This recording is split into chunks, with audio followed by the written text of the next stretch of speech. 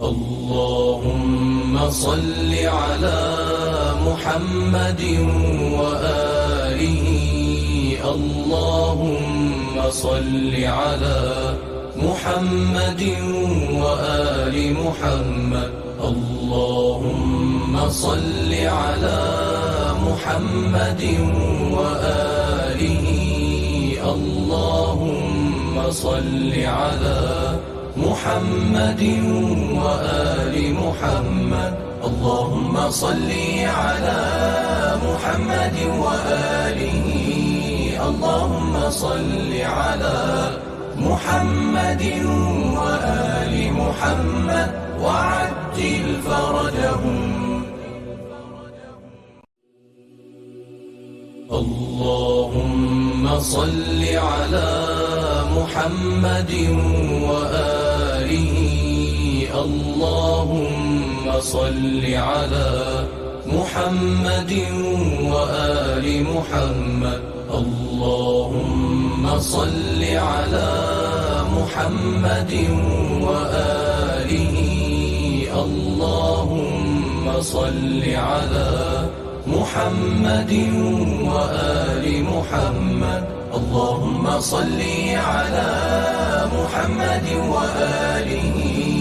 اللهم صل على محمد وآل محمد وعجل فرجهم. اللهم صل على محمد وآله.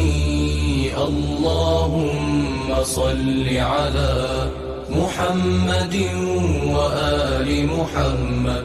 اللهم صل على محمد وآله. اللهم صل على محمد وآل محمد. اللهم صل على محمد وآله. اللهم صل على محمد وآل محمد وعجل فرجهم.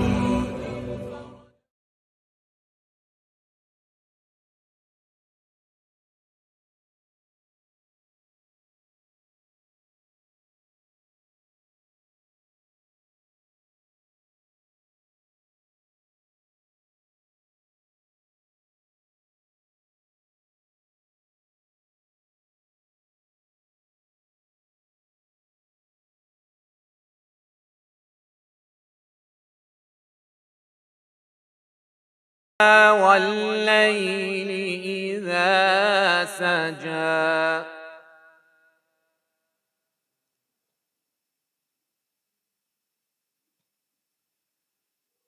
ما ودعك ربك وما قلى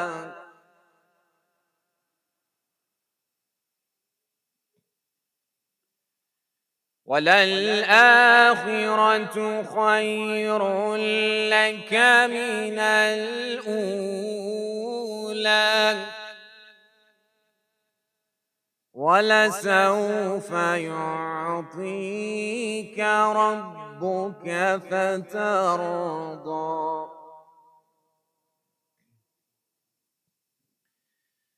بسم الله الرحمن الرحيم.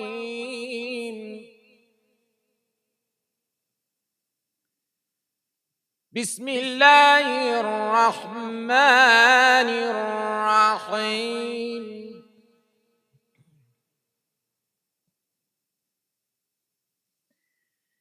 والضحى والليل إذا سجى ما ودعك ربك وما قلى وللآخرة خير لك من الأولى ولسوف يعطيك ربك فترضى.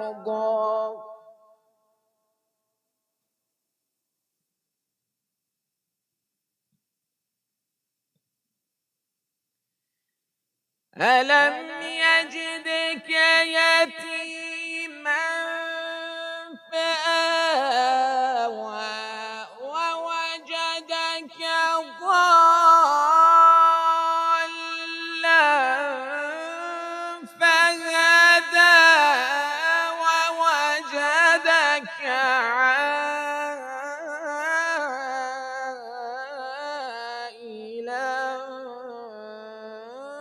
فأغنى.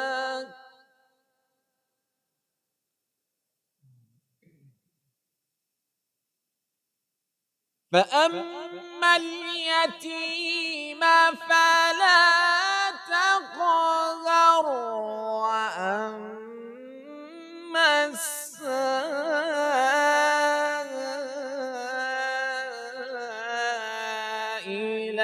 فلا تنهر.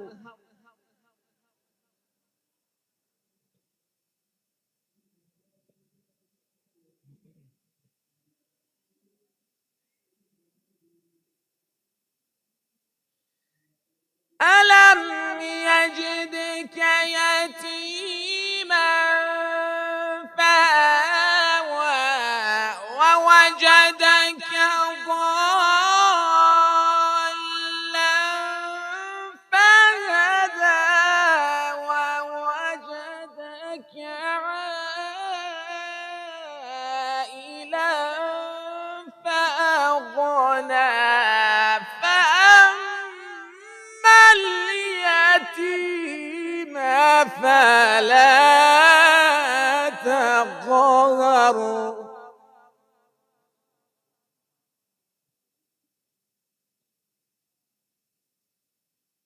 فأما اليتيم فلا تقهر وأما السائل فلا تنهر. وأما بنعمة ربك فحدث.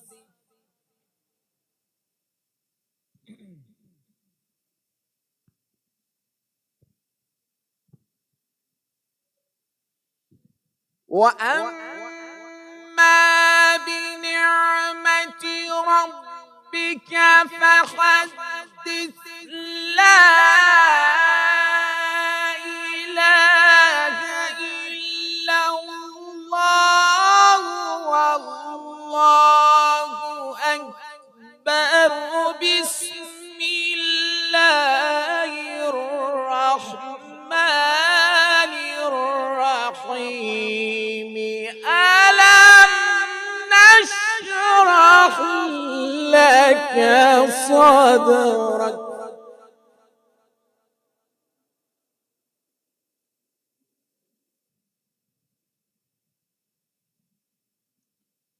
ووضعنا عنك وزرك الذي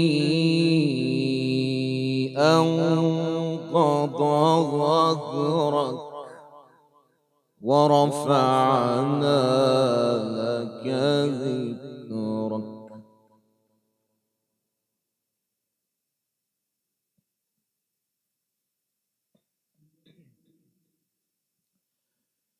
فإن مع العسر يسرا. إن مع العسر يسرا.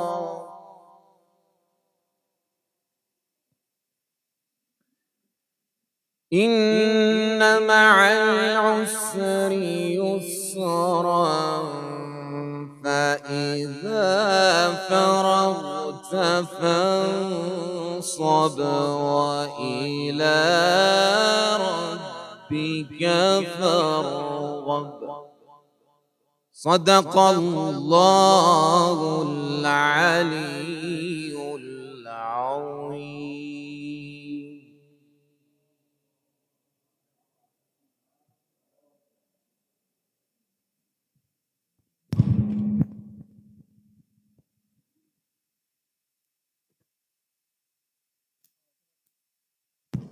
Assalamu alaikum, everyone.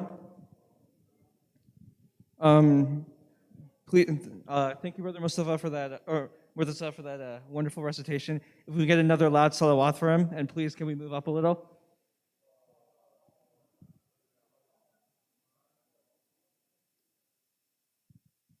Before we bring up the Sheikh, I'd like to invite Brother Sean Rizvi, who will recite poetry about Hazrat Qasim. So please invite him up with a loud salawat.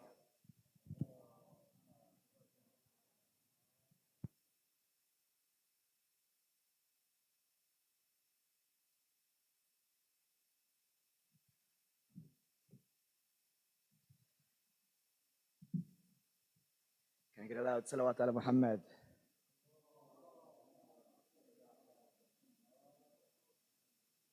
So this poem was written by Sister Akila Nakvi, who I have the honor of reading it for. Bismillah ar-Rahman ar-Rahim. The meeting of the swords, the clashing of the souls, brought by dawn after silence of night.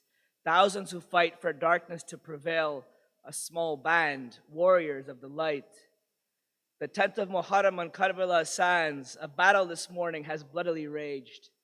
A few hours of length of century seems a grief by which young children are aged. From the first arrow released by the enemy of Imam Hussein's companions, for him have bled, while there is strength remaining in their bones, not a drop of the Prophet's blood shall be shed. Men continue to leave, bodies continue to return as a bloody scene in a weeping desert unfurls, until finally none of these brave souls remain. Each companion valiantly departs from this world. Yet still, Yazid's army continues to advance. Imam Hussein's family now must enter the fray, brothers and nephews and sons, never to return on the burning sands of these bodies now lay. Of Karbala's youth, there is a brave soul who has come now to ask his uncle a question, to take up his sword and to enter the battle. He has come to seek the Imam's permission. How can Hussein look upon this young face and let him go, knowing the enemy's plans? They will not rest until piercing his skin, until the blood of his flows in the rivers of the sand. He refuses, but his nephew Qasim is insistent. He kisses his uncle's hands with his request to allow him to defend the message of Islam. Until then, the blood in his veins will not rest. His requests are delivered with such earnest that Imam Hussein cannot deny any longer and kisses his hands and face, allowing him to leave. And it reminds him of his brother's face. In youth, wealth or beauty or power or fame, anything we dream of in our horizon may hold our bones, and now strong or blood and flesh, we are fresh. Thoughts of death come only when we're frail and old. When it's time for religion, we will do it when we're older. When we're older, we'll learn more about Islam. When we're older, we'll come to the light of our faith. When we're older, we'll understand the Quran. Right now, all that matters is being young, and all is enjoyment of dusk and dawn. And is that how we define this age of youth? Have we not understood life to be all wrong? When we see in Karbala, we see the youth, many who are not quite much older than we are. There is Qasim, there is Muhammad, there is Owen, who has such but an age put their trust in Allah. Youth come to the aid of their Imam with no thought to the length of their years, ready to stand for the purity of their beliefs, even if it means facing the enemy's spears. Hazrat Qasim enters the battle with such valor, the cub like his father, the lion like Hussain, the young boy striking fear in the soldiers of hearts, showing them how battle is won through the soul before the sword is the art. Eager to defend Islam, Imam Hussein, he does not hesitate in setting off on the plains. The enemy hopes to strike fear in his heart, forgetting which bloodline runs through his veins. This is the son of Hamza and Haidar, the son of Abu Talib and Hassan al-Mushtaba, his lineage more radiant than the stars above us, the grandson of Muhammad al-Mustafa. Yet the cruelty of the charge, the cutting of his bones, the army surrounds him. Imagine the scene, men racing forward towards him on horses, spilling his blood. Amidst snarling wolves, a young children's dream is crushed. A soldier coming forward and striking him on his head. Oh, Hazrat Qasim falling down on the plains with wounds kissing his skin and a final farewell. Oh, dear uncle, come to my aid. Like a wild falcon, Hussain enters the battle. The enemy from the force scatters and flees. He cradles the young child's head to his chest. Oh, Qasim, O Qasim, by Allah, it is difficult for your uncle that he could not come to your aid. As he holds in his arms these tender words, the master of the martyrs to the young boy says, in death, Hazrat Hamza's face holds a smile. And in that night, memory comes to mind, an image of a young face in a tent full of men who knew in the dawn all present would end.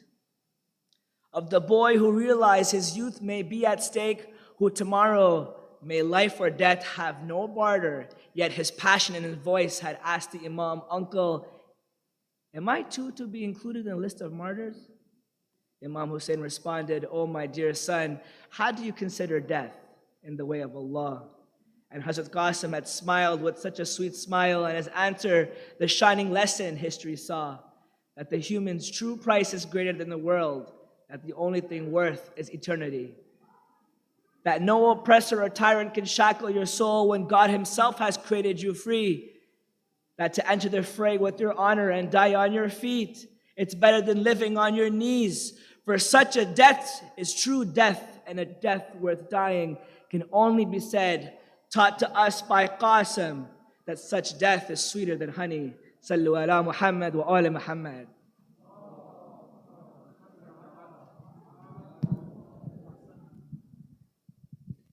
That was some wonderful poetry. Please recite another loud salawat for the brother.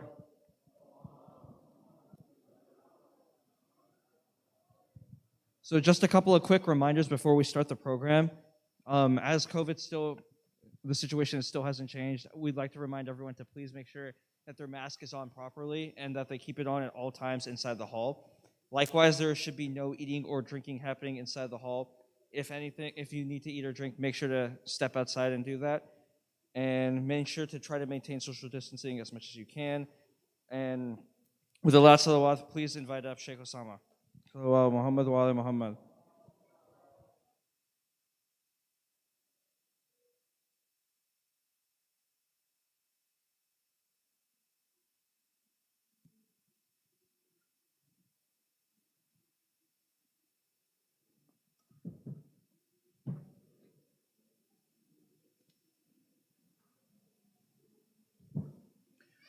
أعوذ بالله من الشيطان الرجيم بسم الله الرحمن الرحيم الحمد لله رب العالمين والصلاة والسلام على سيدنا ومولانا أبي القاسم المصطفى محمد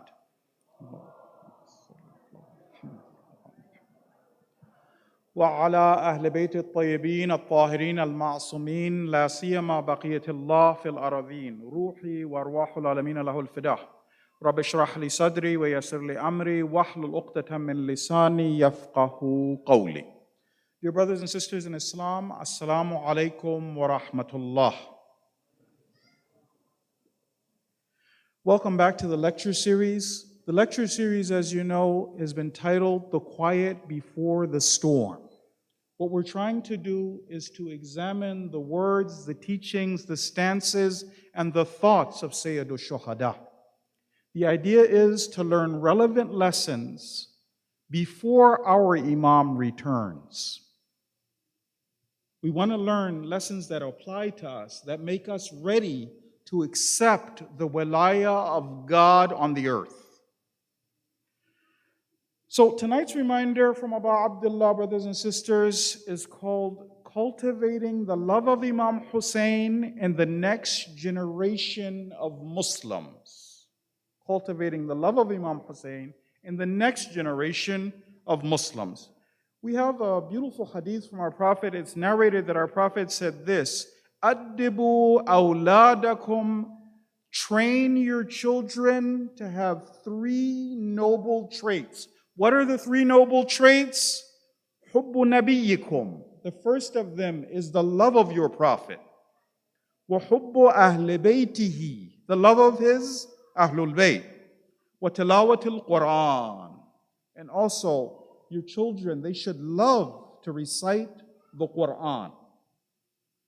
So, brothers and sisters, as you listen to the poetry of our dear brother, and you remind yourself of what we read in the books of history, you know and you recognize that children played a huge role in the advent of Karbala. They're part of what makes the story so special.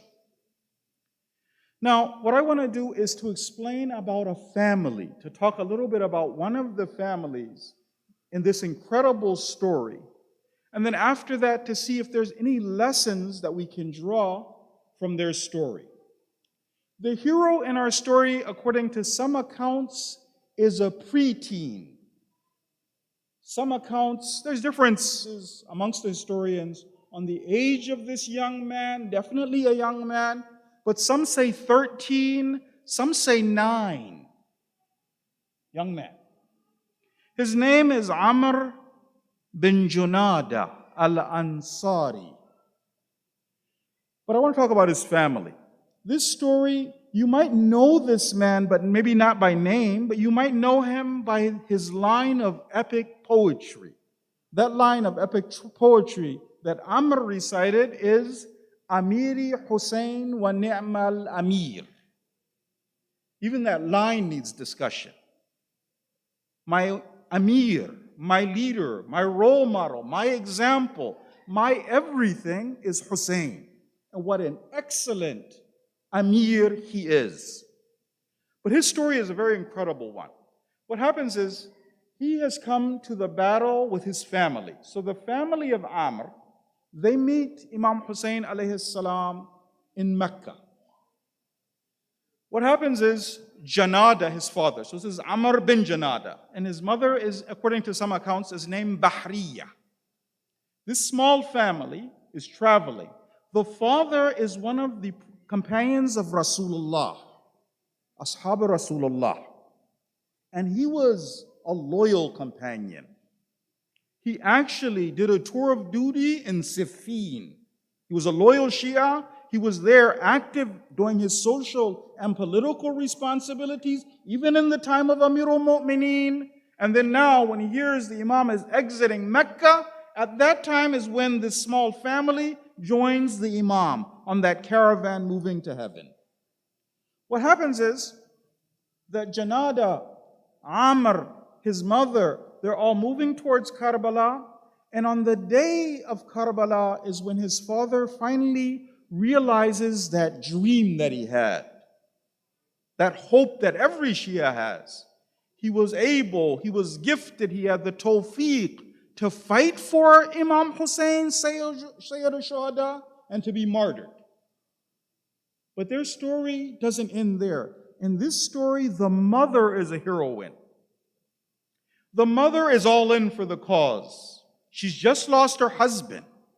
She's there, but she realizes the gravity of the situation, the seriousness of the situation, and her attitude is next man up. She tells her young son, go and fight and defend the son of Fatima. Go fight and defend the son of Rasulullah. This young man comes out and respectfully asks Imam Hussain for permission to fight. The Imam tells him no. The Imam tells him no. When he asks for permission to fight, the Imam says words to this effect, that he's a young man. They just given one person in the way of Allah. His father just passed. They fought. Maybe his mother is not happy with him also becoming shaheed.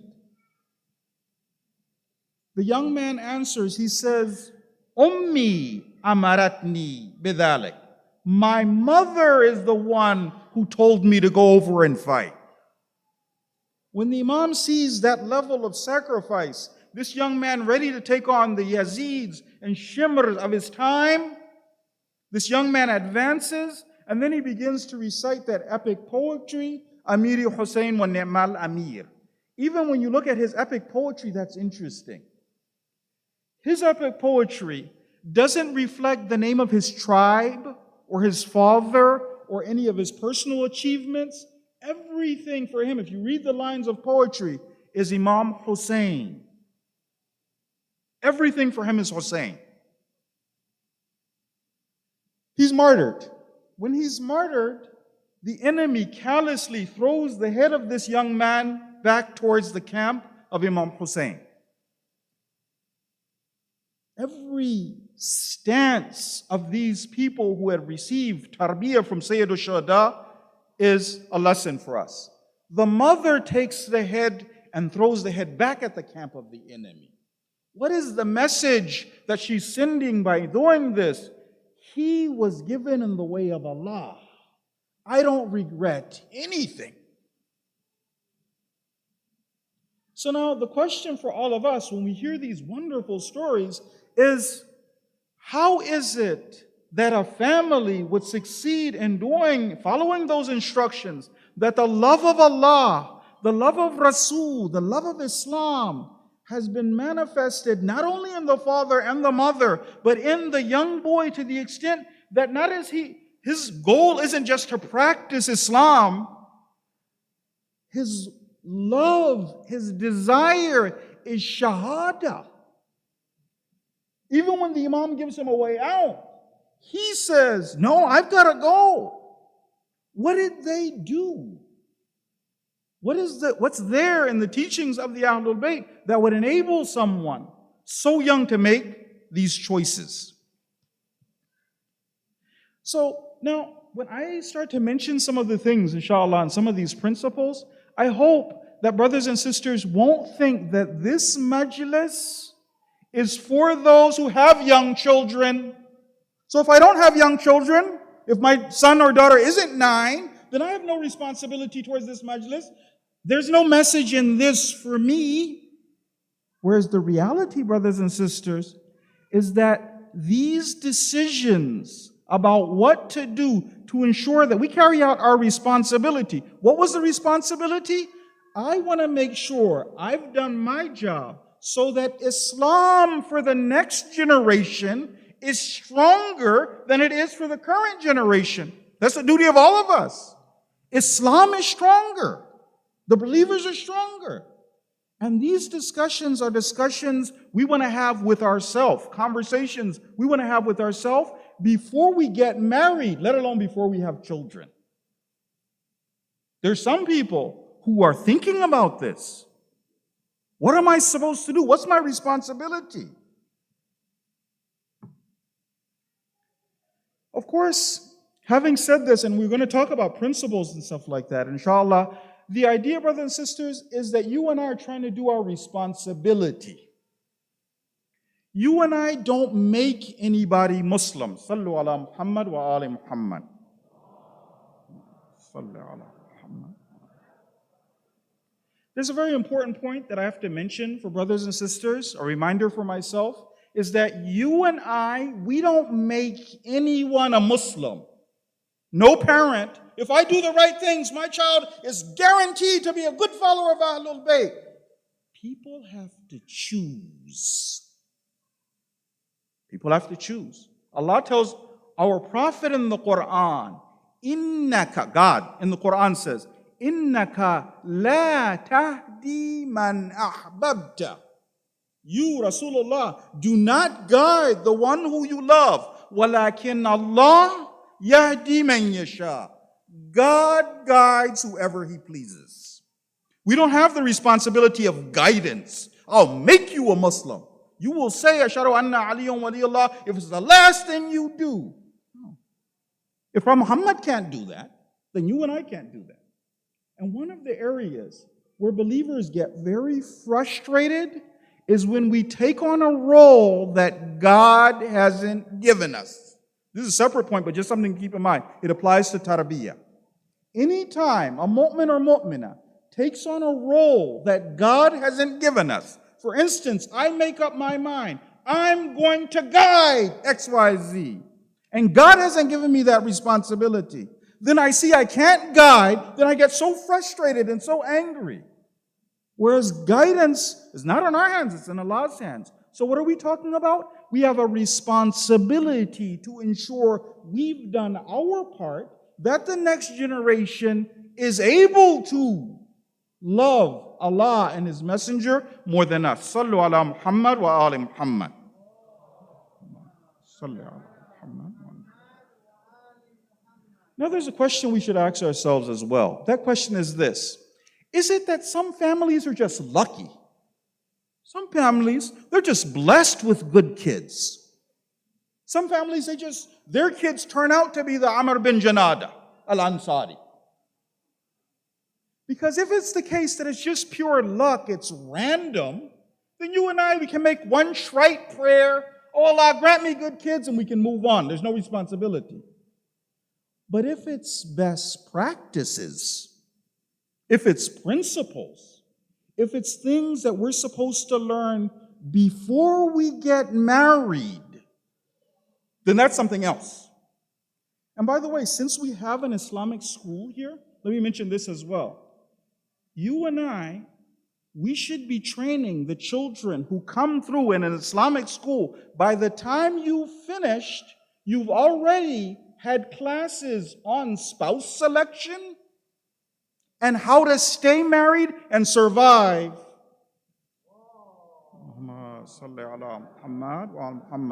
I misspoke. I don't mean stay married and survive. They say in that joke, inshallah, it's not true, that married men don't really live longer. It just seems that way. No, we're talking about enjoying, thriving, succeeding, experiencing marital bliss.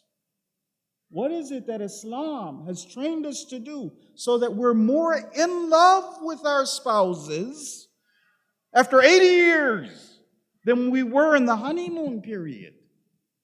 This is quite possible, brothers and sisters. If you look at the stories of Allama Tabatabai and his wife, Imam Khomeini, may Allah have mercy on his soul, and his wife, the love later. You and I in the honeymoon period were nothing like Imam Khomeini. Also, so that's one point to keep in mind. Also, when we go over some of these reminders about raising children and raising children rightly so that they become the next generation of Islam, so Islam is stronger for the next generation, it shouldn't make us think, if we hear something that reminds us that we weren't perfect, that we lose hope. We say, well, I've done too much, I made too many mistakes. We learn from Imam Sajjad how we're supposed to think. Ya mubaddil as-sayyi'at bi'ad'afiha min al-hasanat. Allah is the one who changes sins into multiple good deeds. We never say, it's too late, I've made too many mistakes. They say you can't unscramble eggs. But God can take your scrambled eggs and He can make a wonderful omelet. It's never too late. The believer, the mu'min or mu'minah, says, what's my responsibility now? What does God want from me? Now, because this is such an important topic, the idea of cultivating the love of Ahlul Bayt in the hearts of the next generation, it's not something that you and I will be able to finish in a 40-minute talk and cover every dimension of it. Rather, brothers and sisters, you've been blessed by the presence of Sheikh Salim and Maulana Abidi in your community. The idea is to benefit from their presence, to talk to them now specifically about how to raise children. We've mentioned a few points here. There's also, alhamdulillah, another wonderful Sheikh Mahdi Rastani, who's going to be coming here. Inshallah, when he comes here, I'm hoping that the Rise Academy can make sure they have a sitting with him, that they talk to him. What are best practices? What are you, brothers and sisters, doing over there in Dallas? How do we benefit? Families take advantage of, so that we can, inshallah, we can raise this next generation in the right way. In our hadith, we're supposed to ask, we're supposed to find out. The hadith says this: woe, uffin li kulli muslimin. Woe! Prophet saying, to any Muslim, la yaj'al fi kulli jum'atin yawman, who doesn't make at least one day a week, yatafaqahu fi amra dineh, One day a week, the believer is supposed to put time aside to understand their religion. I'm supposed to ask questions when it comes to raising my children properly. Now, one of the things that I would like to mention in this topic is the pivotal role that we parents play. Now, one day, if Allah gives tawfiq, it would be nice to talk a little bit about the responsibilities of an Islamic school. That would also be nice one day if Allah gave tawfiq to talk about. But what happens is the school is an extension of the tarbiyah of the home. If you look at a hadith of Ahlul Bayt, they'll show us that we as parents play a pivotal role in whether or not our children turn out all right. Brothers and sisters, according to the hadith of Ahlul Bayt, our children are born perfect muwahhideen. When the children come out, they're perfect muwahhideen. The hadith says, after that, it's the parents who make them into Christians or Jews or Magians. Now, also let me mention this before I begin the main topic. This isn't one of those discussions where it's going to end up with us wanting to throw our hands in the air and say, well, it's impossible to raise kids in the West. We might as well give up and go home, run for the hills. Rather, if you look at the seerah of the Ahlul Bayt, and let's start with the time of Sayyid al-Shuhada, you'll see that we Shia, for the majority of our existence, have been a resistance community. Other than the time when Imam Hassan alayhi salam, Amirul Mu'mineen, Rasulullah, were able to establish the kingdom of God on the earth, other than that, for the majority of history, the Tawaghit have been in charge. But what we've done as a resistance community is that we had a wali, let's say Imam Hussain in our story. He was our wali, we were a minority, and we were following the directions of that wali and implementing Islamic teachings in our personal lives, in our social lives, in our political lives as a resistance community. So it's not the case that it's impossible for us. There is no historical precedent of someone being successful and living as a minority and being able to train those soldiers of the Imam of the time. So start with a salawat, please.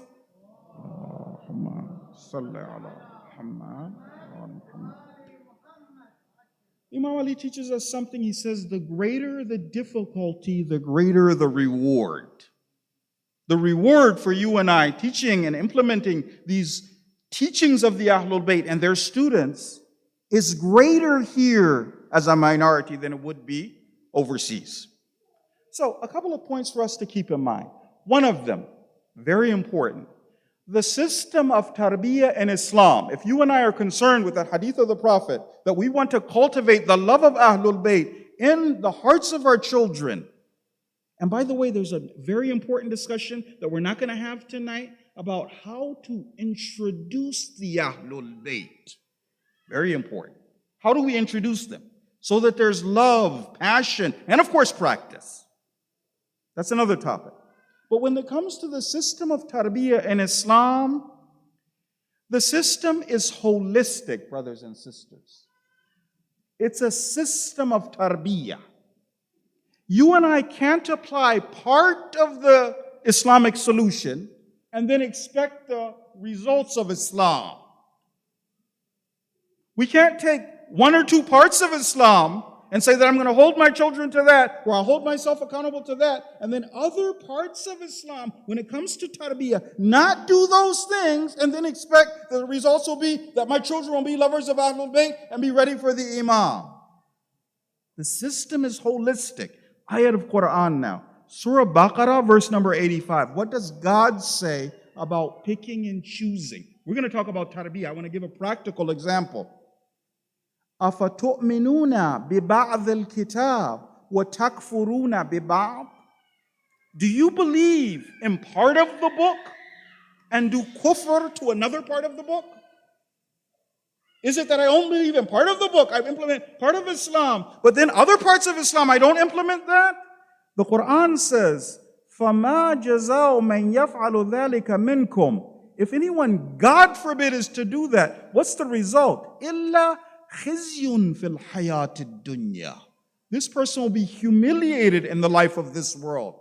وَيَوْمَ الْقِيَامَةِ يُرَدُّونَ إِلَىٰ أَشَدِّ الْعَذَابِ. Someone who picks and chooses on the day of judgment, the Quran says, will go to the severest form of punishment. So I want to give some case studies, the holistic form of Islam, just to make it a practical discussion. Brothers and sisters, one of the things that we have in Islam, I'm just going to give some examples. Let's not forget the principle. The principle is I have to teach and implement all of Islam if I want to cultivate the love of Imam Hussain in my children. I want to give some examples of mistakes people make. Let's say I only take part of Islam. Like what? There is an age, brothers and sisters, where if my children are not praying, I'm supposed to make them pray. Mentioned in the books of fiqh.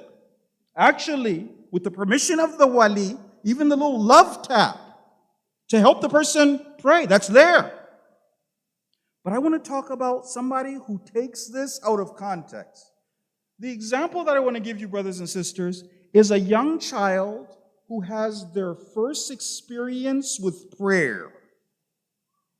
First experience with prayer. This little kid in this example, from the earliest times that he can remember, when his parents would call the adhan, he's a little kid, he's an infant, he's watching his parents' faces and their interactions. He sees his parents facing towards the Qibla. He sees them moving up. He doesn't know what, he's a little kid, he's tiny. He doesn't know what they're doing, but he's watching prayer happen. This little kid in our story is an infant. So now the infant is crying to his mother for milk. He's hungry.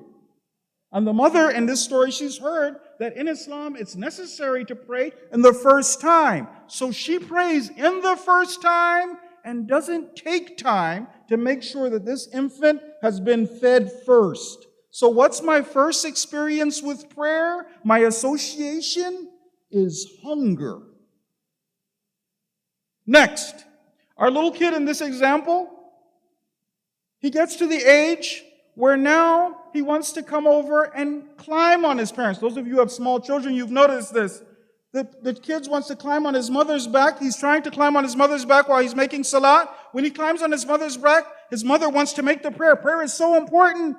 Ya Allah, somebody help me. Nobody's coming. She gets up, and the little kid topples to the ground. Prayer and violence. Later, this little kid, he gets to the age that, little kids, they start running around with the muhr. I see my father, he's praying.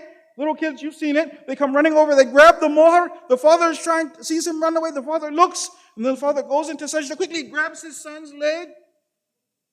You can shaitan. So, then later he gets a little bigger, and now he's about 5 now. So up until now, it's not been positive. Up until now, when he's 5, then he's going to visit the neighbor, and his mom and the neighbor are talking. And the neighbor says, Alhamdulillah, mashallah, little Hassan, the neighbor's son. He's praying now. And his mom turns and laughs and says, our little kafir, he doesn't make salat yet. So now prayer is what? Humiliation. Then now the child becomes 7 lunar years, and then the parent says, Islam said, hit you if you don't pray. I've taken part of Islam, but I don't see any results. Why? I want to give you another example. In this example, this group of parents, whenever the adhan is called, the akhlaq becomes better. When the mother is there to make salat, and the little kid climbs on her back, the mother holds him, gently puts him on the ground. He wants to play with his daddy. It's the time of prayer. He wants to play with his daddy. Instead of his daddy praying at the first time, first he reconnects with his son. He plays a game with him. He says, is it okay if I pray Dhuhr? He goes quickly, he prays Dhuhr, and he comes back, and he plays. This father, when it's time for salat, he has 2 mohrs. One in his pocket, one on the ground. The little kid gets the mohr, he plays with it. The father already has a mohr.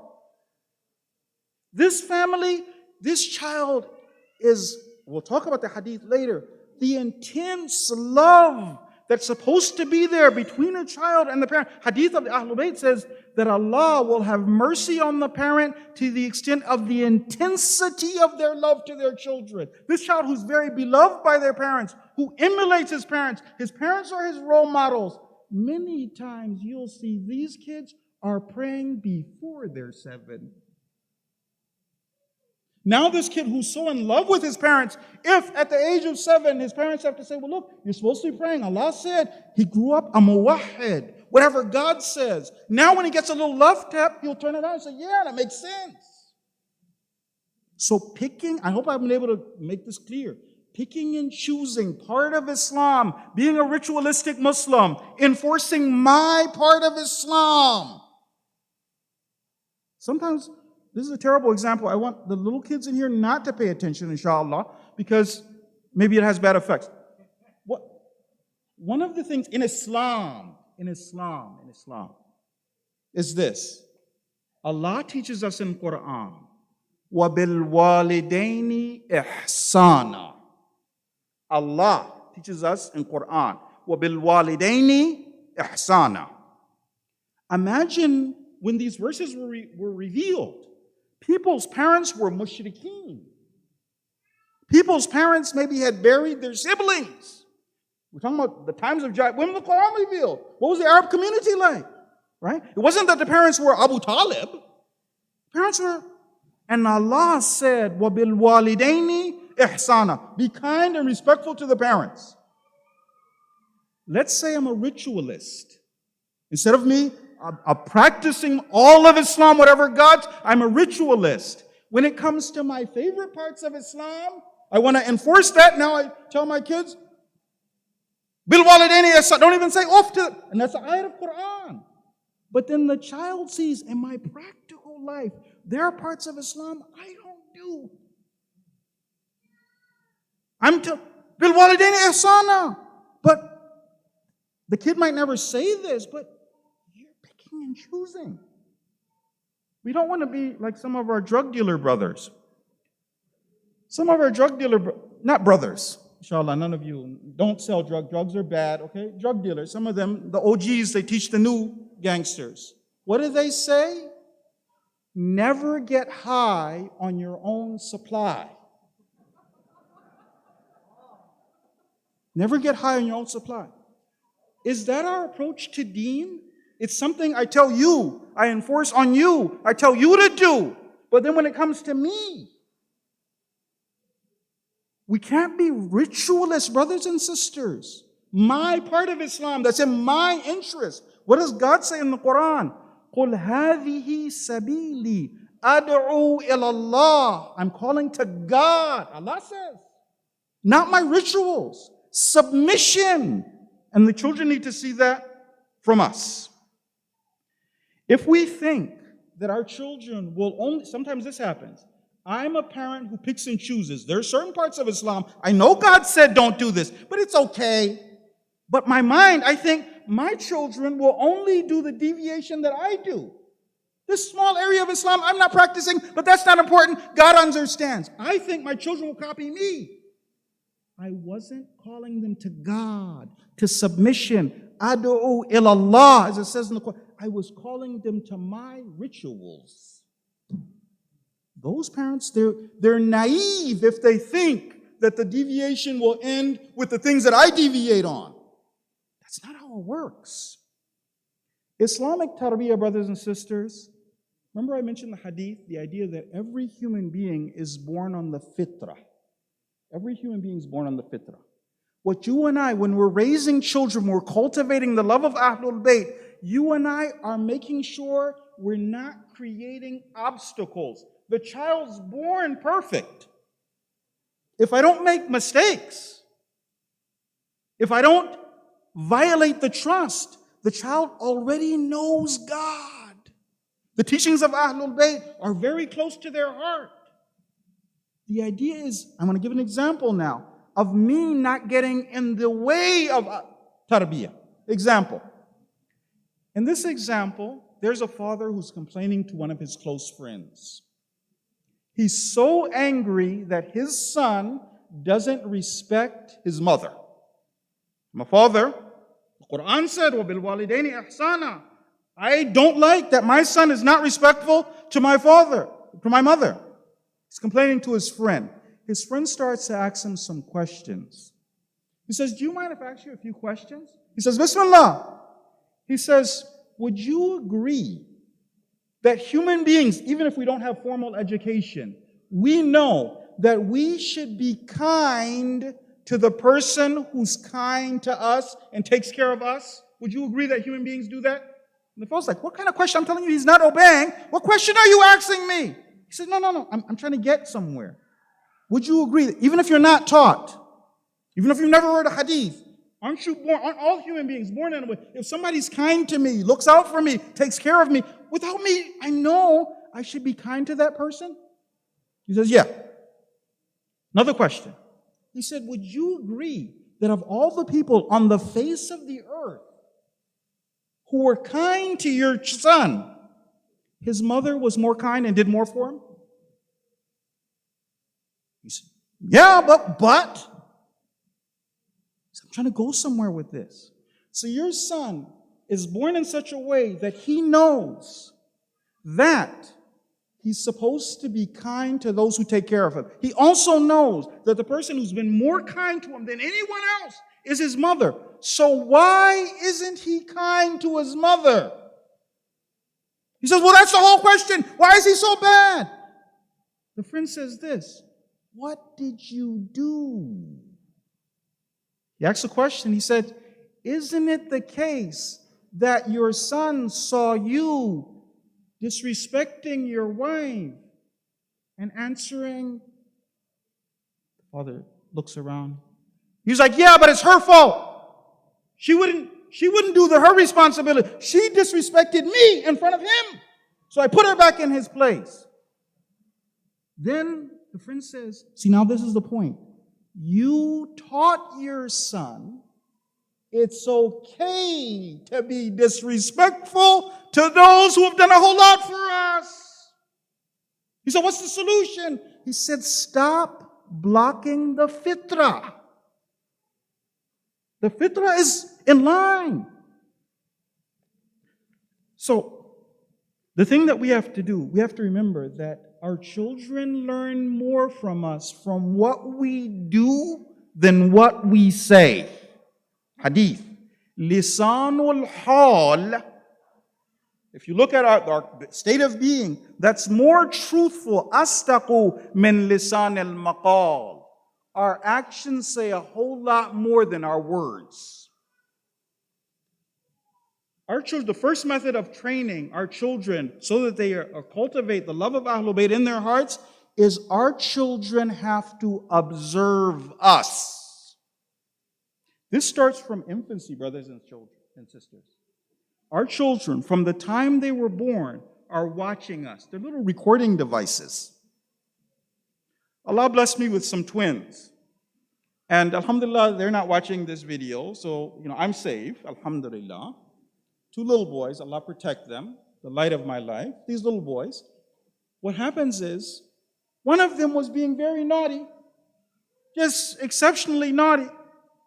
So playfully, laughingly, I said, nicely, you're trouble. Don't you know the other twin turned around and he was like, you're trouble. Everything would. I don't know if you've noticed it. You'll pick up a tasbih. How much are you on the phone? These kids are learning. The telephone is very important to mommy and daddy. They're literally learning from the things you... So the observation starts from infancy, and they watch everything. Sometimes people come to me for advice, and Sheikh, and they'll start talking in front of a small child. This kid is 2 or 3. They don't know what I'm saying.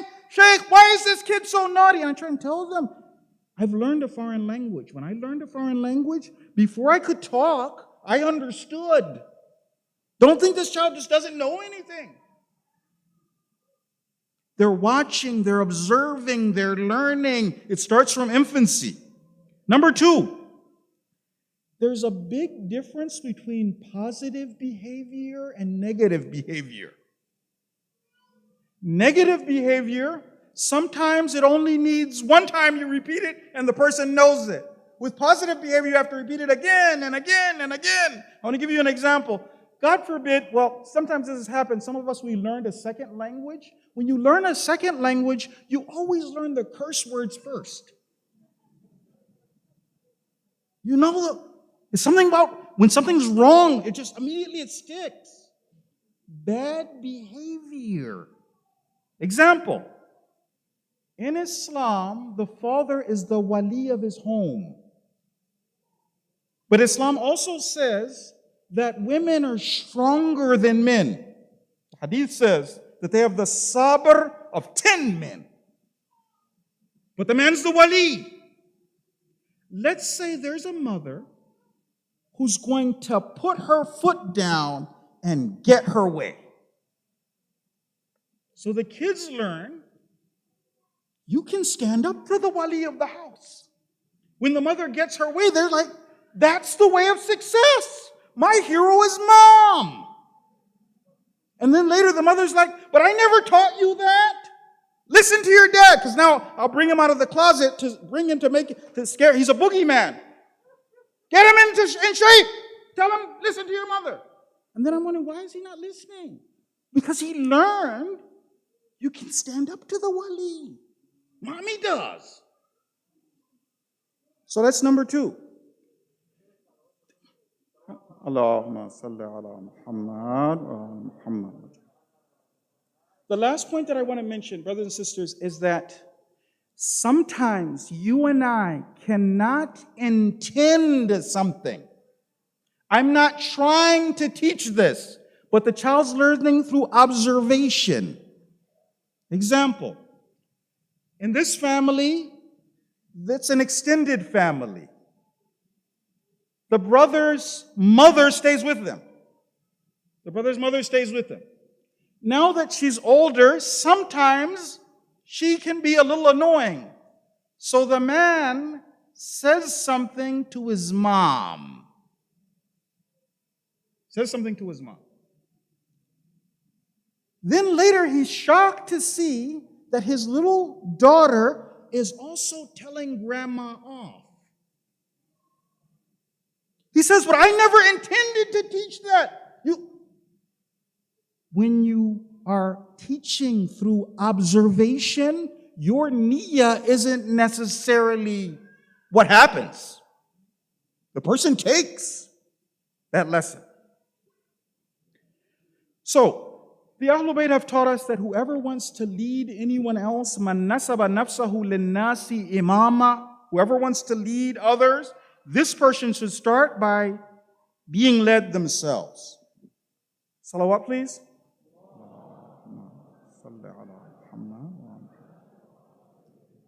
The second technique, which is so important for our children to learn the love of Ahlul Bayt, is they watch or they learn from us directly interacting with them. So the first time my child was learning by the things that I did, by my interaction with my wife, by my interaction with the phone, by my interaction with mahram and non-mahram. The child was learning by all these different means. Well, what they saw. Now the child's learning from their interaction with me.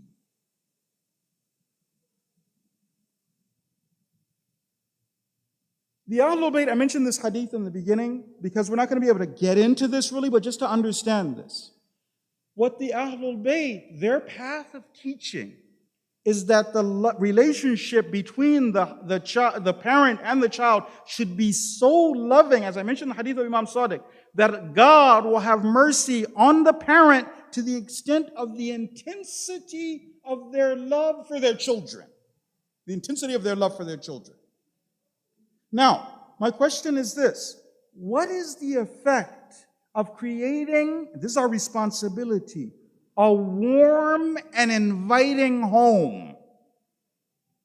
Because one of the responsibilities that the husband and wife has is of creating a warm and inviting home. Some homes, there's a lot of tension. And little kids, even if they're very tiny, they can tell mommy and daddy aren't doing too well. It's not a warm and inviting home. I don't feel love, peace, mercy from that home. If I don't feel that, sometimes I start to look for it in other places. If I don't have a home that's warm and inviting, you might see my children are always on their devices. My children are looking for friendship. They don't get it here in home. They don't see love in the house. So they're looking for it other places because they still need that love, but I don't provide it. I don't have a warm and inviting home. The opposite way. Let's say I can create that the Ahlul Bayt have advised. What are the effects of this? One of the effects of us being, we need to talk a little bit about it, of being very loving in the right way is that we want to resemble those who we love. I want to give you an example, and I'm hoping to avoid the algorithms that monitor these speeches. There's a group in the south of Lebanon. There's a group there. Allahumma salli ala Muhammad wa ala Muhammad. And they did a study. They noticed that small children, when they were making salat, they would scratch their faces like this. A whole bunch of them, little boys, and they would scratch their faces like this. And they said, why are they itching? Is there a rash? Why is everybody doing this? Then they checked. The teacher, the person who was teaching them salah, was an Iranian soldier who had a grizzly beard. He used to scratch his beard. The children loved him so much. They were making salat. One of the effects of if our akhlaq is good, brothers and sisters, it makes us dangerous. We're attracting people to Allah's deen. One of the effects is the home is very loving. If our children feel the intensity of our love, is that they want to resemble the beloved. Another one is willing obedience. We want to obey our beloved. Willing obedience. Give you an example. Sometimes I want to give you a practical example. This little girl, we'll call her Zahra. Zahra won't brush her teeth at night. And her mother is trying to talk to her. Zahra, you're supposed to brush your teeth. It's so good. It's so important. Otherwise, you'll get cavities. You want baby cavities? Do you remember mommy got a root canal? It hurt so much. Mommy couldn't sleep at night. Brush your teeth. Bismillah. But whatever she tells Zahra, Zahra won't brush her teeth. She play with the toothbrush. She put it down. But then what's so interesting is she took Zahra to her grandmother. And now her grandmother, she said, Zahra's not listening about the toothbrush.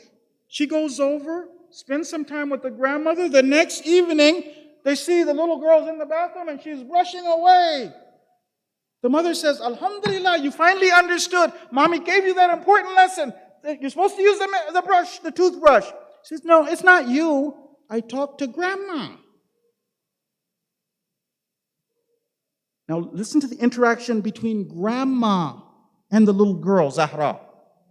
When grandma heard that she wasn't brushing her teeth, in grandma's house, the little girl has a lot more freedom. In mommy's house, it's the barracks. Mommy's barking out orders. Do this, don't do that. In grandma's house, you run, you play, you enjoy. Grandma's always loving. Grandma talks. Grandma spends time. And then grandma heard that she wasn't brushing her teeth. So grandma said that, Zahra, I heard you're not brushing your teeth. If grandma hears that your teeth are hurting you, then grandma's not going to be able to sleep at night. Grandma needs you to brush your teeth. The little girl goes, yes, okay. Because they're loving. Willing obedience. By the way, this willing obedience, meaning that loving relationship, it's not something, there's a secret that I want to explain. The secret is this. We human beings have a need to be both beloved and to express love. To be loved and to express love. Ahlul Bayt have talked about this.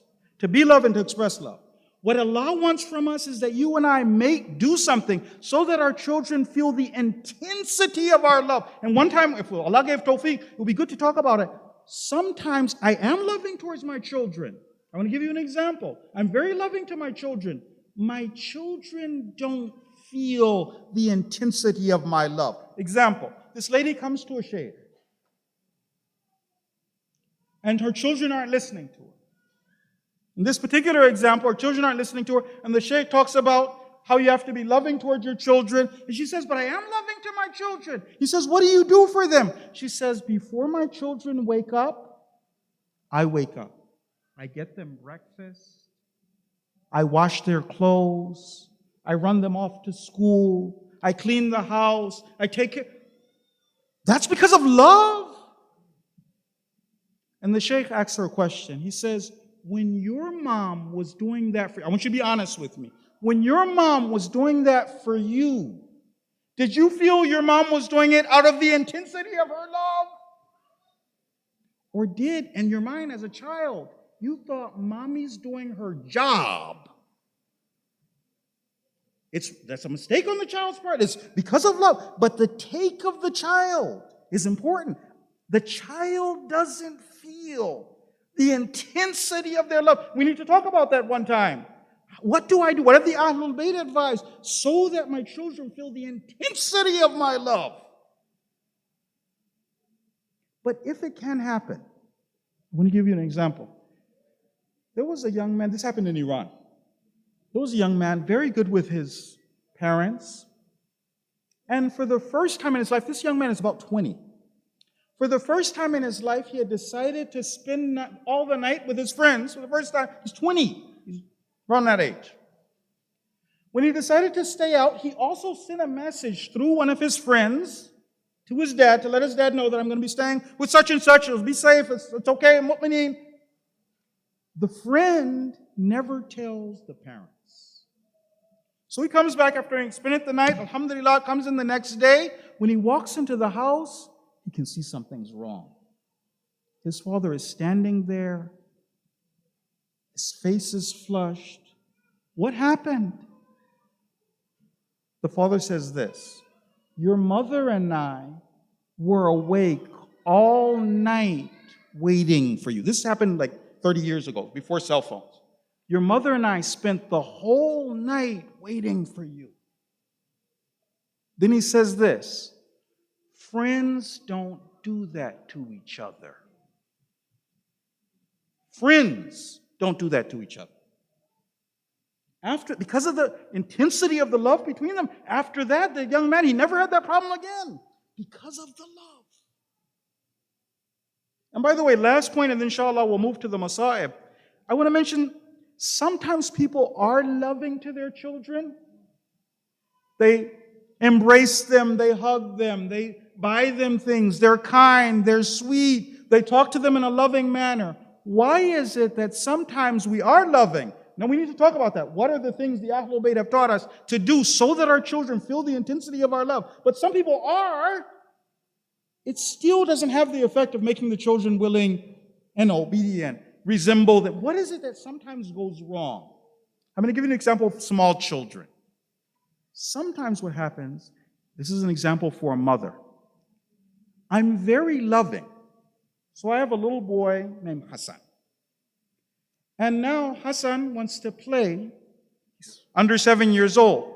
So Hassan's in the kitchen, and Hassan wants to take out the pots and pans and make a lot of noise. And very lovingly, as a mother, I tell him, Hassan, don't make noise.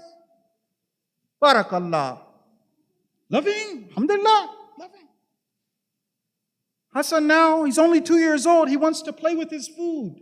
I come running over, Hassan, I love you so much. Azizi, don't play with your food. He wants to go and spill water in the... Hassan. Now what happens is these little activities that I mentioned, playing with my food when I'm 2 years old, making noise, pots and pans, running and jumping around the house, is that in the interest of the little boy or not? It's in his interest. The 7-year-old. It's not in my interest. I wanted a neat house. It's not in my interest. The child sees I'm being manipulative with my love. The little kid realizes I'm being played. Mommy's saying, Azizi. So what? But then it's for her interest. It's not because of me. That's one. Another reason that it sometimes doesn't work is if remember I said we have to implement all of Islam. If I'm not respectful to my children, I'm very loving, but I'm not respectful. The hadith says this, Akrimu awladakum. Respect your children. Right? The Prophet tells us. Inshallah, we'll end with the Masa'ib. I'm not going to do the Masa'ib, just as preparation for us to understand the value of our tears. When Prophet Muhammad sallallahu alaihi wasallam, Allahumma salli ala Muhammad wa ala Muhammad, told his daughter Sayyida Fatima about the murder of Imam Hussain, obviously Lady Fatima was very distressed. She started crying. He explained to her that I won't be there, you won't be there, Ali won't be there. She even became more distressed and started crying more. But then he gave her some good news. He told her that on the day of judgment, you will do shafa'ah for the women and I will do shafa'ah for the men. And he said this, كُلُّ مَنْ بَكَى مِنْهُمْ عَلَى مَصَابِ الْحُسَيْنِ. Each and every one of them that cries for the tragedy of Imam Hussain, أَخَذْنَا بِيَدِهِ وَأَدْخَلْنَاهُ الْجَنَّةِ. We will take that person's hand and we will make them to enter paradise. Assalamu alayka ya Aba Abdullah wa ala al-arwah allati hallat bifina'ik. Alayka minni salamullahi abadan ma baqit wa baqiya al-laylu wan-nahar. ولا جعله الله آخر العهد مني لزيارتكم. السلام على الحسين وعلى علي بن الحسين وعلى أولاد الحسين وعلى أصحاب الحسين. صلوا على محمد وآل محمد.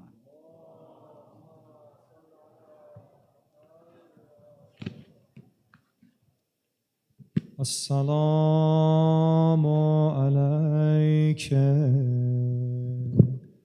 يا فاطمة.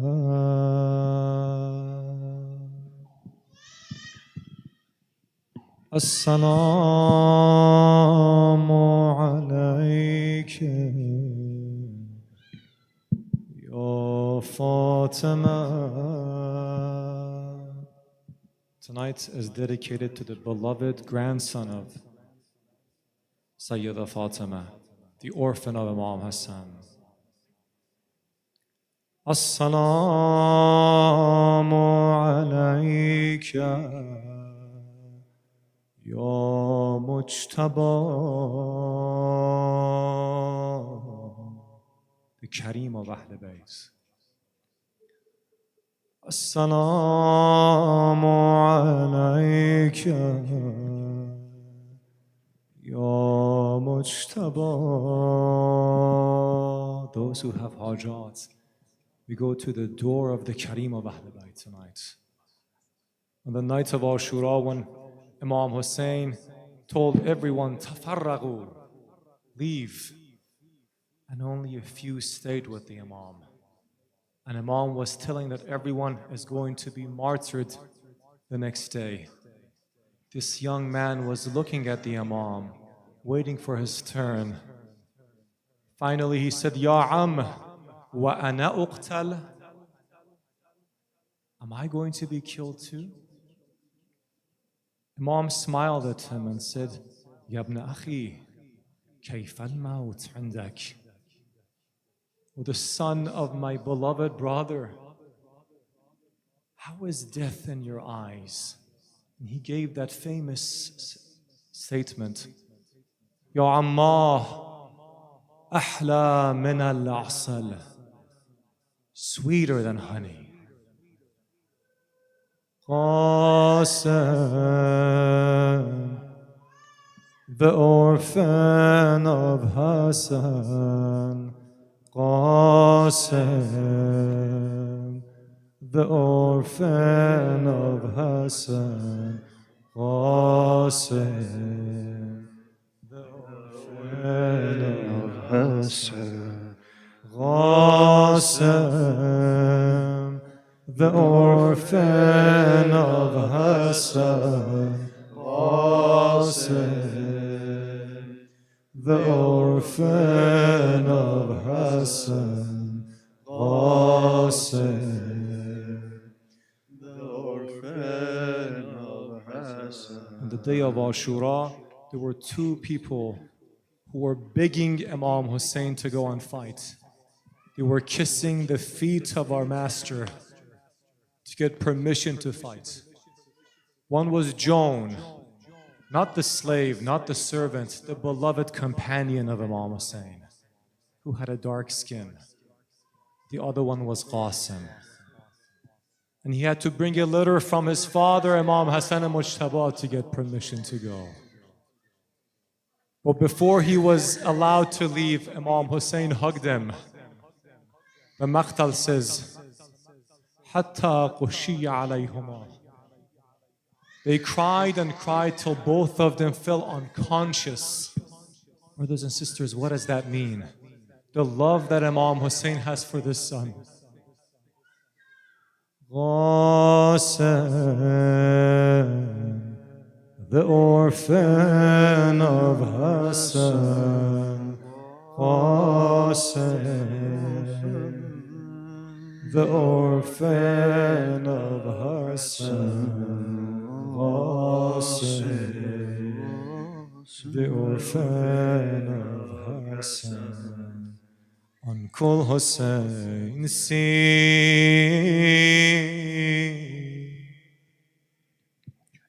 my trampled body.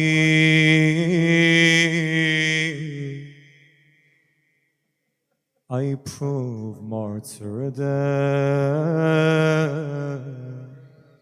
is sweeter than honey.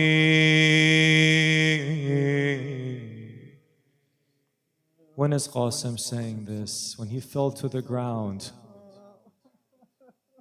When Imam Hussain is rushing toward Qasim.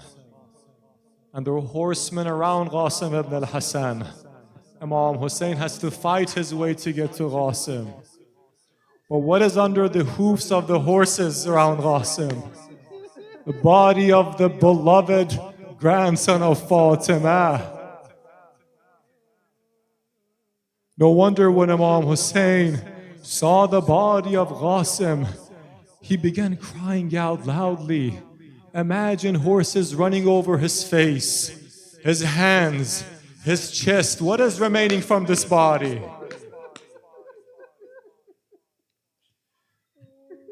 You are hugging me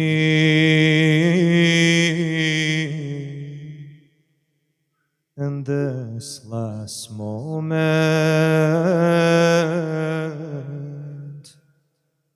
but please be careful. Why? My chest is broken.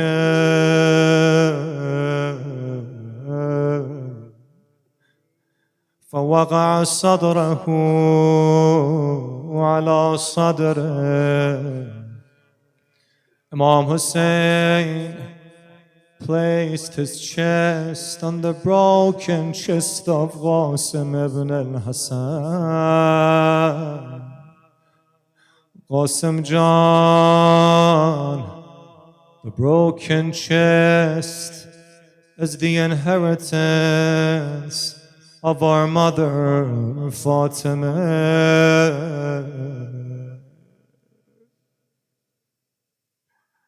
Qasim Jan, you were not there in Medina. You didn't see my mother falling behind the burning door. Hussain, Hussain, Hussain. Then Imam Hussain said a sentence that is so full of grief and sadness. What did Imam Hussain said? Azza wallah ala ammak an tad'uka فلا يجيبك. By Allah, it is so hard for your uncle that you were calling him, but he couldn't get here in time. أو يجيبه فلا تنفعك صوته. And now that I'm finally here, it's so late. You're saying maybe the sadness and grief is also the inheritance of your father Ali. When? On the night he placed his beloved Fatima in the grave and said, Ya Rasulallah, لقد استرجعك الوديعة. Ya Rasulallah, tonight I return the amanat that you gave me. But Ali is feeling ashamed tonight. Why? Because your amanat didn't have any bruises on her body when you gave. Imam Hussain may be saying the same thing. Hassan John, I'm returning your amanat today. But I'm sorry, Hassan. The bones of the body of your amanat have been broken into pieces and pieces. Hussain,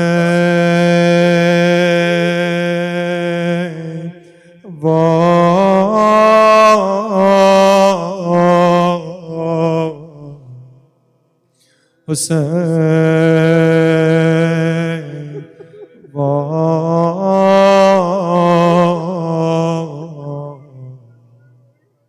now Qasim is saying this. Ya Hussain, do not worry after us. You still have Uncle Abbas. He will protect the women. But Qasim John, a moment will come that Abul Faz will not return from Al-Ghamid. What will happen to women after the death of Abbas?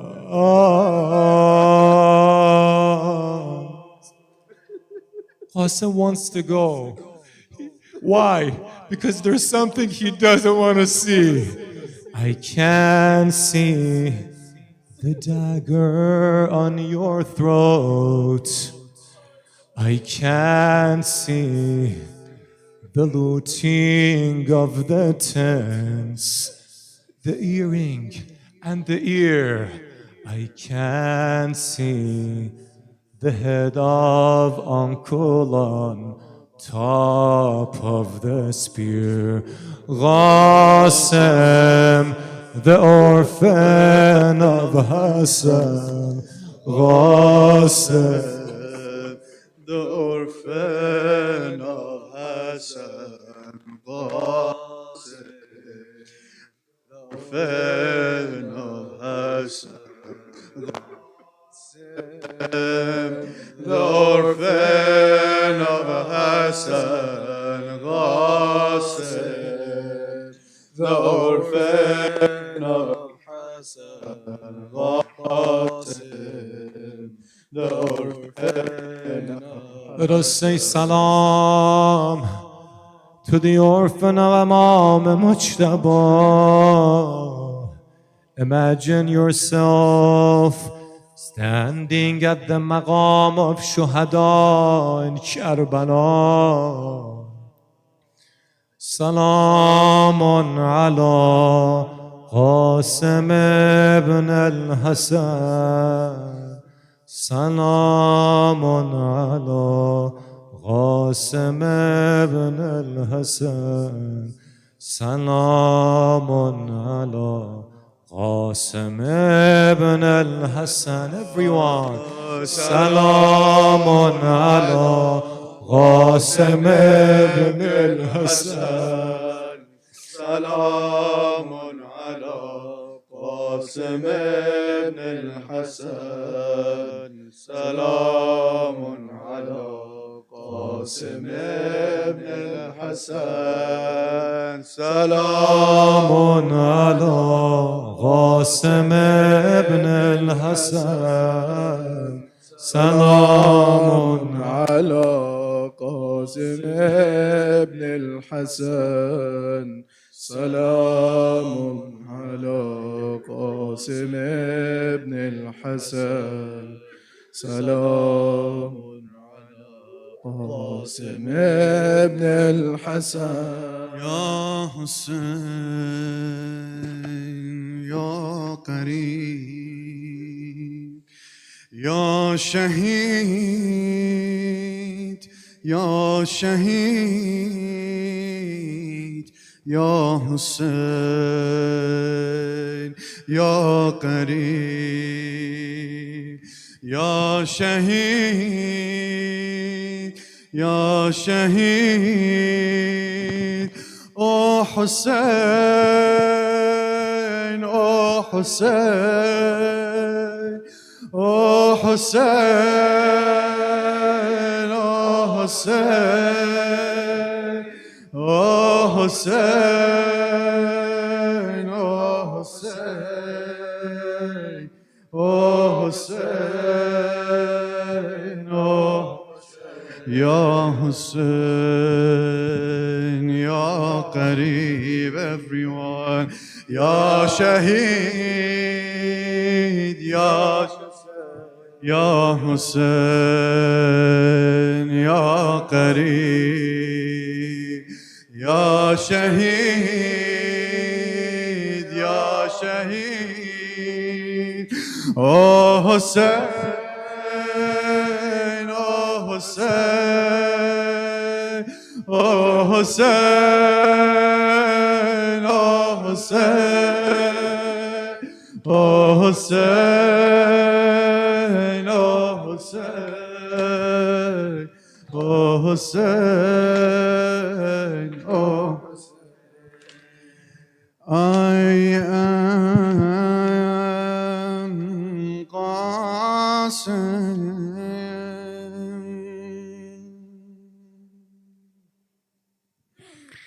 I am Qasim, son of the chief, the embodiment of belief. I am not afraid and don't regret. My sword won't go back in sheath. I represent Hassan today. I've come to fight those who betray. I represent Hassan today. I've come to fight those who betray. La al-maut illa as-saada, la hayata illa ash-shahada, la hayata illa ash-shahada. La al-maut illa as-saada, la hayata illa ash-shahada, la hayata illa ash-shahada. I am Qasim, son of the chief. I am Qasim, son of the chief, the embodiment of belief.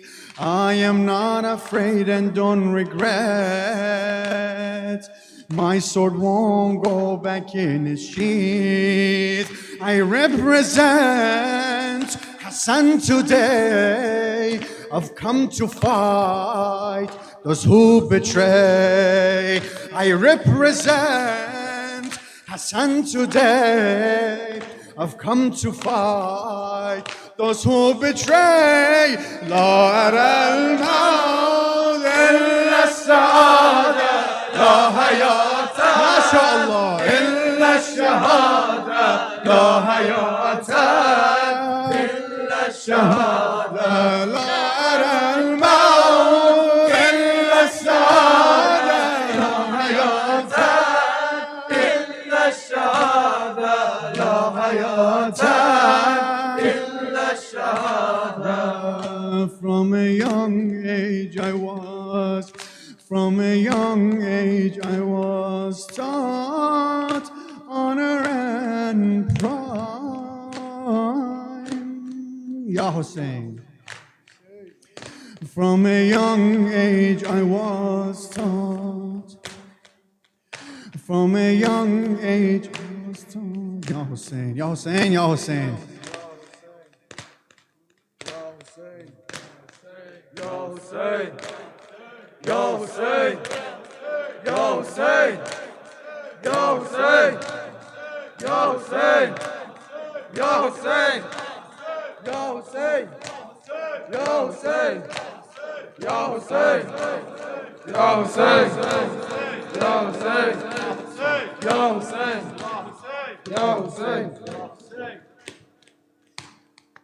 From a young age I was taught honor and pride. When we're threatened by the oppressors, we must rise.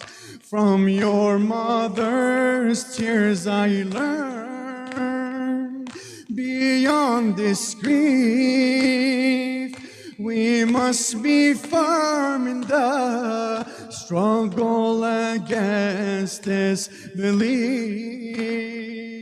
To be the son of Ali means to never abandon the truth. So pick me. It means to stand by your Imam. So pick me. Martyrdom for me on this path is like honey. Let me show you who I am. I am the son of Hassan. Let me show you who I am. I am the son of Hassan.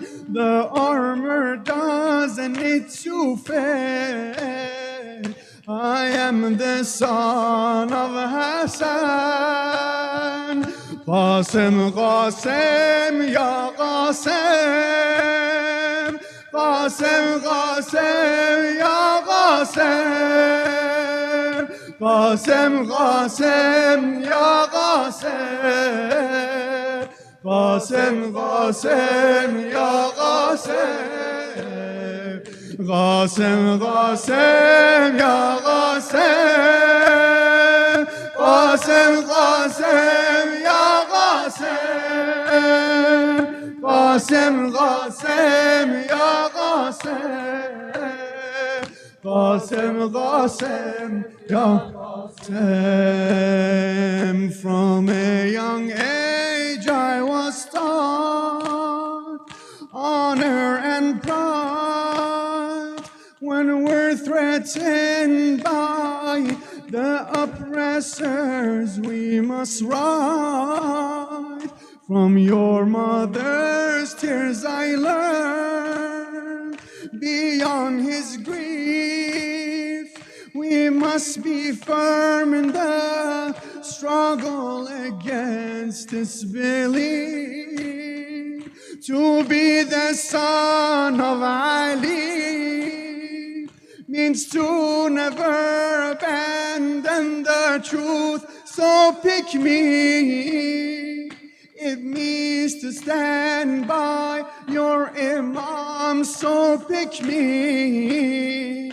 Martyrdom for me on this path is like honey. Let me show you who I am. I am the son of Hassan. Let me show you who I am. I am the son of Hassan. The armor doesn't need to fade. I am the son of Hassan. I am the son of Hassan. Qasim, Qasim, Ya Qasim. Everyone. Qasim, Qasim, Ya Qasim. Qasim, Qasim, Ya Qasim. Qasim, Qasim, Ya Qasim. Qasim, Qasim, Ya Qasim. Qasim, Qasim, Ya Qasim. Defending the progeny has always been for my brother and I the noble awaited dream. Since they betrayed our father and struck Ali, our oath of loyalty is to Uncle Hussain only. While I am still here for you, no one will come close to the tent. So pick me. No one will dare to look at Zainab. So pick me. My oath to Hassan will be complete. So pick me. Let me show you who I am. I am the son of Hassan. Let me show you who I am. I am the son of Hassan. The armor doesn't need to fade. I am the son of Hassan. The armor doesn't need to fade. Everyone. I am the son of I am the son of I am the son I am the son of Hassan. Qasim, Qasim, Ya Qasim. Qasim, Qasim, Ya Qasim. Qasim, Qasim, Ya Qasim. Qasim, Qasim, Ya Qasim. قاسم قاسم یا قاسم قاسم قاسم یا قاسم Hussein.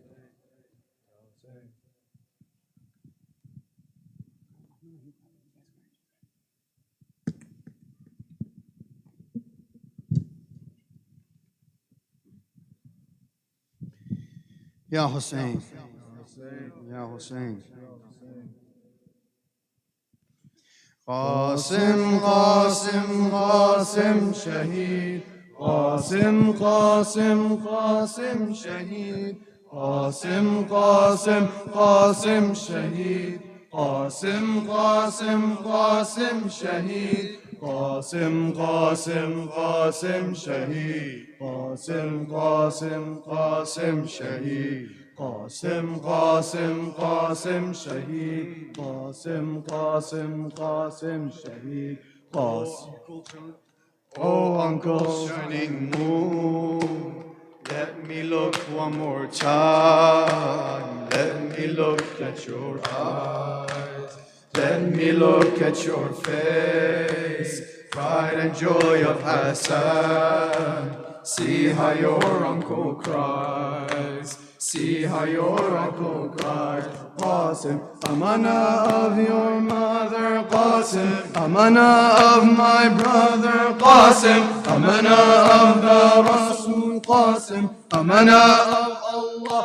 Oh Qasim, Qasim, Qasim, Qasim, Shaheed. Qasim, Qasim, Qasim, Shaheed. قاسم قاسم قاسم شهید قاسم قاسم قاسم شهید قاسم قاسم قاسم شهید قاسم قاسم قاسم شهید قاسم قاسم قاسم شهید قاسم قاسم قاسم شهید Oh, the joy of my heart, of Hassan you are part, how your uncle loves you.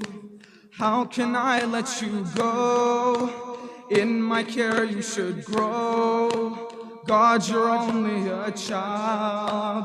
God, you're only a child. Qasim, memory of my brother Qasim, that's of your mother Qasim, and some like no other Qasim. How can Uncle see you go Qasim? Qasim, Qasim, Qasim, Shaheed. Qasim, Qasim, Qasim, Shaheed. Qasim, Qasim, Qasim, Shaheed. Qasim, Qasim, Qasim, Shaheed. Qasim, Qasim, Qasim, Shaheed. Qasim, Qasim, Qasim, Shaheed. Qasim, Qasim, Qasim, Shaheed. Qasim, Qasim, Qasim, Shaheed. Oh, my little Qasim, how your uncle did wish to see you grow into you. See you married one day, hold your children and play. Karbala killed my wish. Karbala killed my wish.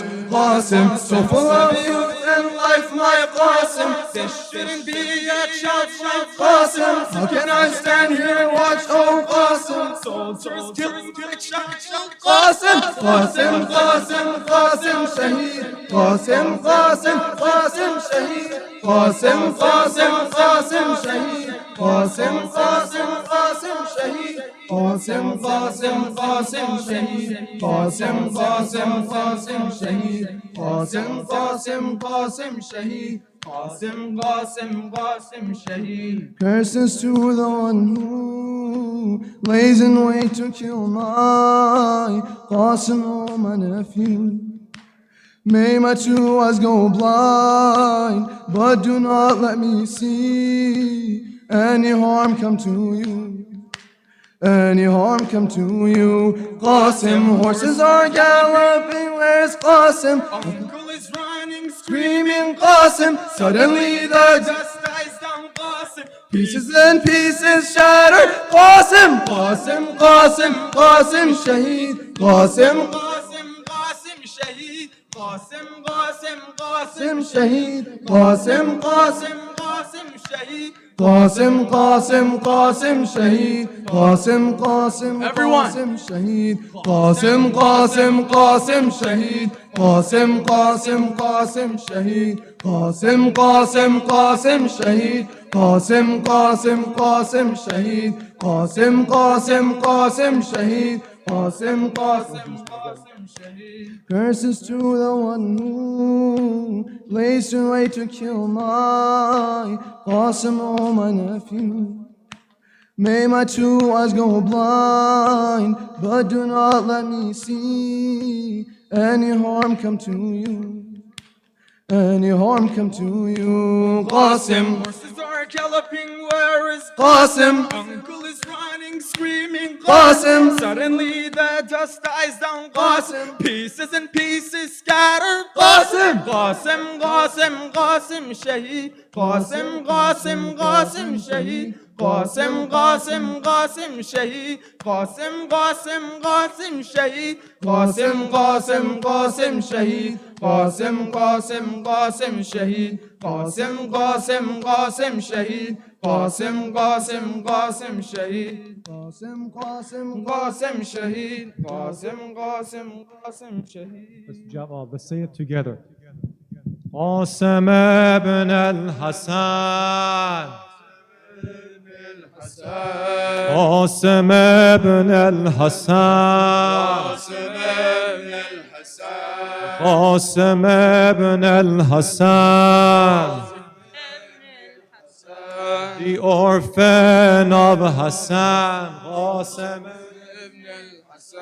the orphan of Qasim ibn al-Hassan. the orphan of Hassan Qasim ibn al-Hassan. the orphan of Hassan Qasim ibn al-Hassan. grandson of Murtaza Qasim ibn al-Hassan. grandson of Murtaza Qasim ibn al-Hassan. grandson of Fatima Qasim ibn al-Hassan. grandson of Fatima al-Hassan. the orphan of Hassan Qasim ibn al-Hassan. the orphan of Hassan Qasim ibn al-Hassan.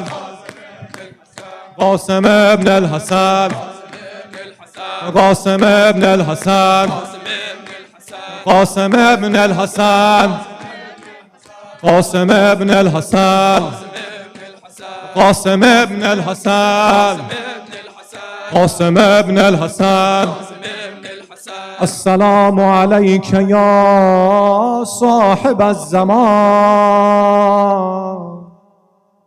آجرك الله مولاي في مصيبة جدك الحسين.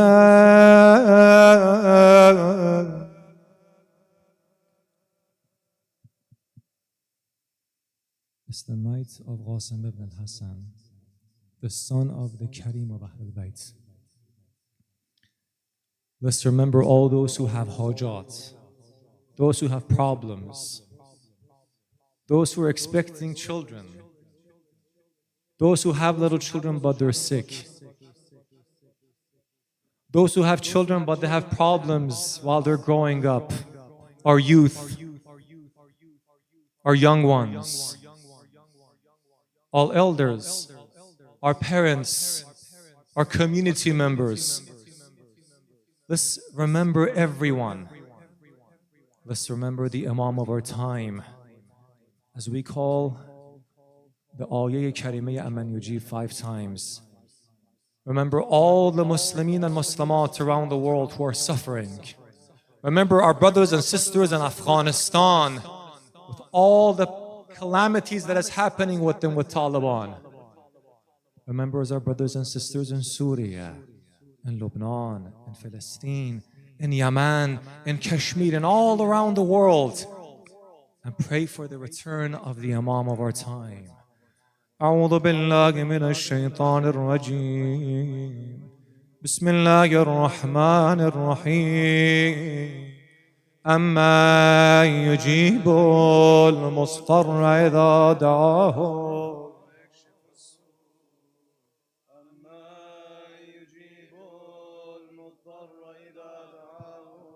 ويكشف السوء أما يجيب المضطر إذا دعاه ويكشف السوء أما يجيب المضطر إذا دعاه ويكشف السوء أما يجيب المضطر إذا دعاه ويكشف السوء اللهم عجل لوليك الفرج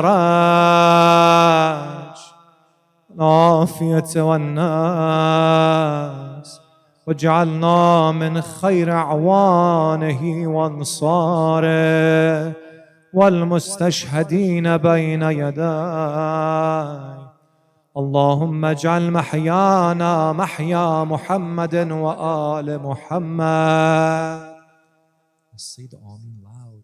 We're saying, Ya Allah, make our lives like the life of Muhammad and all of Muhammad.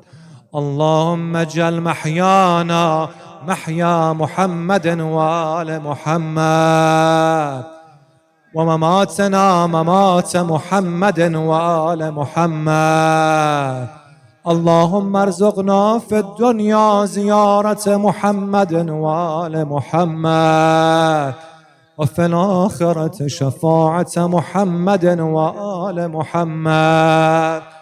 السلام عليك يا رسول الله السلام عليك يا حبيب الله السلام عليك يا أمير المؤمنين السلام عليك يا السيد الوصي السلام عليك يا فاطمة الزهراء سيدة نساء العالمين. Ya Fatima, we did our best for the majlis of your grandson. Please give us the tawfiq to always be part of this majalis, that our children raise up to be Hussaini. Assalamu alayka ya Hassan al-Mujtaba ya Kareem Ahl Bayt. Assalamu alayka ya Aba Abdullah. Assalamu ala al-Hussain.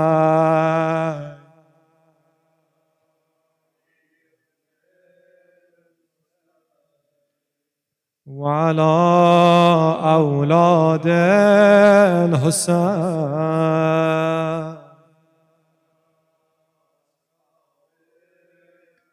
وعلى التسعة المعصومين من ذرية الحسين ورحمة الله وبركاته. السلام عليك يا صاحب الزمان السلام عليك يا خليفة الرحمن السلام عليك يا إمام الإنس والجان السلام عليك يا بقية الله في أرضه السلام عليكم يا أهل بيت النبوة جميعا ورحمة الله وبركاته. وإلى الأرواح المؤمنين والمؤمنات والمسلمين والمسلمات رحم الله من يقرأ الفاتحة مع الصلوات.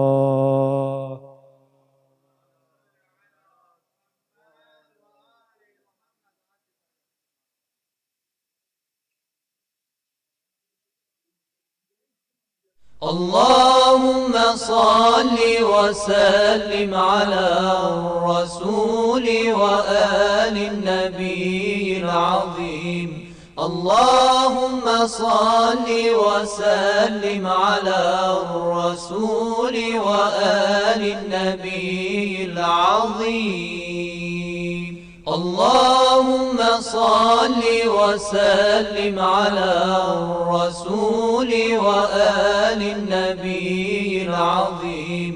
اللهم صل وسلم على الرسول وآل النبي العظيم.